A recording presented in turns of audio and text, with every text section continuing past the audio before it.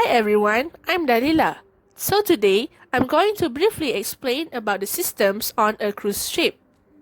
According to Marine Insight, a cruise ship is a luxury vessel that is used to take passengers on a pleasure voyage. In contrast to an ocean liner that transports passengers from one point on the globe to the other, often across the oceans, a cruise ship or a cruise liner, as it is known by most, takes the people on board to a round trip that is of varied duration from a single day to possibly a week and culminates at the originating port. The facilities on board these cruise liners includes great dining services. Some liners offer open-air dining on the deck, whereas there are others that have expensively designed dining halls with mouth-watering recipes to leave a long-lasting impression on the passengers. In addition to this, there are casinos, fitness centers, spas, cinemas, and some ships even have a Broadway-like theater. These cruise ships also boast of swimming pools, hot tubs, lounges, libraries, gyms, and clubs. So next, I am going to briefly explain on a few systems on a cruise ships. Firstly, the water system. Most cruise ship water is desalinated seawater. The process usually involves steam evaporation, essentially turning salt water into distilled water. That water is then mineralized for flavor and chlorinated for extra safety. Other ships are fitted with a reverse osmosis system for filtering or desalination. So next, moving on to the engine. Many older cruise ships use reciprocating diesel engines to generate power for propulsion. However, modern cruise ships use either gas turbine or diesel electric engines as their power source for propulsion, as well as for the ship system.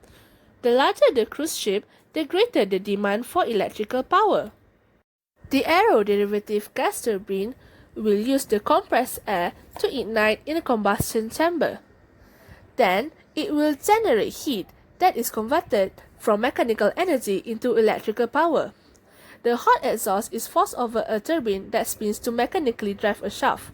This power can then be used to spin electrical generators.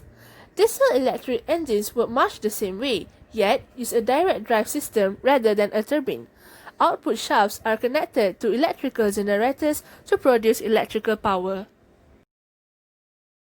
An electric propulsion system consisting of the three following main components. Propulsion motor, which is used to produce or drive thrust. Supply transformer, where the power produced by generators is stepped down to the necessary voltage by supply transformer and is provided to the motor. Then, the frequency controller, which is used to change the frequency of supplied power so that the rotating motor speed can be controlled. Moving on to the ballast. A cruise ship displaces an amount of water equivalent to its own mass. The pressure of the sea pushes up against the vessel's hull to counter the downward force of the ship's mass. Unlike air, water cannot be compressed, so the combined forces create buoyancy. The water a cruise ship displaces becomes the waves, and washing it creates as it moves along. A rounded U-shaped hull is preferable for creating buoyancy. Some ships are flat-bottomed, and while they still float, they are likely to move uncomfortably in heavy seas. Next, the sludge treatment. The sludge generated have some water content in them coming from HFO and LO purifiers. This water can be evaporated in the waste oil tank. As the sludge is transferred into the waste oil tank from HFO purifier, LO purifier, and oily-built sludge tank, they are kept open for water evaporation. The tank temperature reaches 100 degrees Celsius and the water starts evaporating, and it means the oil also has started to heat up. Now, the sludge is ready for incineration. If there is a common sludge tank, then water is allowed to settle for a few days in the common sludge tank at the bottom.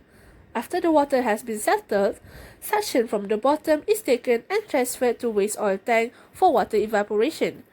Before transferring any sludge into the waste oil tank, The temperature of the waste oil tank should be less than 90 degrees Celsius to prevent boil-off in the tank. Boil-off will result into instant tremendous pressure rise in the tank. After the water has been evaporated and sludge is heated up, it is ready for incineration. For incineration, there are a few steps needs to be taken, such as draining, agitating, and others. The amount of sludge generated on board is with the proportion of the fuel consumption. In general, average sludge production is considered to be 1.5% of total fuel consumption. If the sludge generation is more than 1.5%, sludge production of the ship is high. The most important system on a cruise ship is the safety system. Navigational aids such as Eco Sounder, AIS, ECDIS, radar are important as it helps in determining their position with respect to land or any navigational hazard or hidden danger. It is also compulsory to have voyage data recorder and the GPS precision position finding equipment. As for communications, satellites, VHF, and emergency position indicating radio beacon must be able to function during emergency situations. Cruise ship must also be welded and compartmentalized cruise ship construction, including modern fire containment systems. The vessel's bridge must be designed to facilitate the best all-around visibility. Enclosed lifeboats and rafts with full crew and passenger capacity to accommodate all passengers and crew on board plus spare capacity must be also available. Also, mandatory are the emergency immersion suits such as inflatable life jackets for all passengers and crew. The weather forecast system must be up to date by including hurricane tracks, iceberg locations tracking, by also calculating the iceberg's drift pattern, and storm warnings. Helicopter pad typically located on the bow of the ship for emergency rescue and long-range casualty evacuation services must be placed. Also mandatory is also the passenger information system, crew training in emergency procedures, and safety drills.